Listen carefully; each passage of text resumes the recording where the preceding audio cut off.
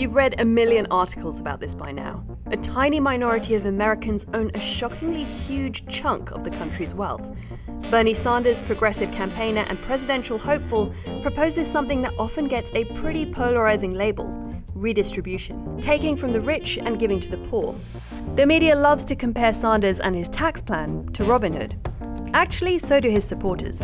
And the Robin Hood comparison really captures the two views on income redistribution. Either it's populist and heroic, or it's thievery. Tyranny makes men do desperate things. However you feel about Bernie, or Robin Hood, the idea of redistribution, it's about a lot more than taxation. It's really about waste. Let's look at prescription drugs for a minute. America spends about $270 billion each year on prescription meds. And to overuse an expression, that's billion with a B. Healthcare costs in general have been on the rise for some time, and that's made access to medicine trickier and trickier. A New York Times poll last year found that 1 in 4 Americans didn't fill a prescription they needed because it was too expensive. But there's another stat worth mentioning here. About 3% of all that medicine is wasted. Extra meds are stockpiled by manufacturers and then discarded once they've expired. Or commonly, patients change medications and toss out their remaining stock of the old meds. 3% may not sound like a lot, but that adds up to $8.1 billion wasted.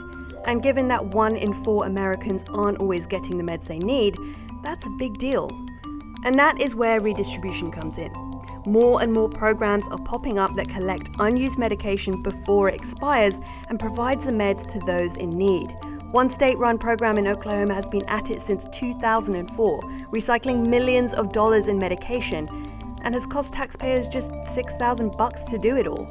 There's even a non-profit website called Serum that matches meds with safety net clinics who then dispense them to patients. Experts call this medicine recycling, but the media loves to talk about it in terms of, well, you guessed it. I'm sort of a collection agent. And this idea isn't limited to medicine. One of the founders of Trader Joe's made headlines this year by opening Daily Table, a non-profit grocery store. Daily Table collects foods that wholesalers would otherwise throw out because they're surplus or expiring soon, and then sells them to low-income communities for cheap, which sounds an awful lot like medicine recycling.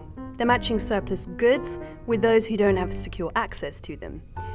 The larger point here is that medicine, food, and other markets aren't 100% efficient. We're better at creating resources than we are at getting them to the people, which is a problem that redistribution can help fix.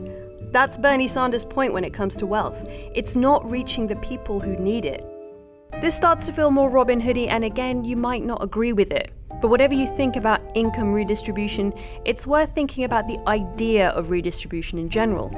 Because we'll probably still be talking about it after this election is long since passed.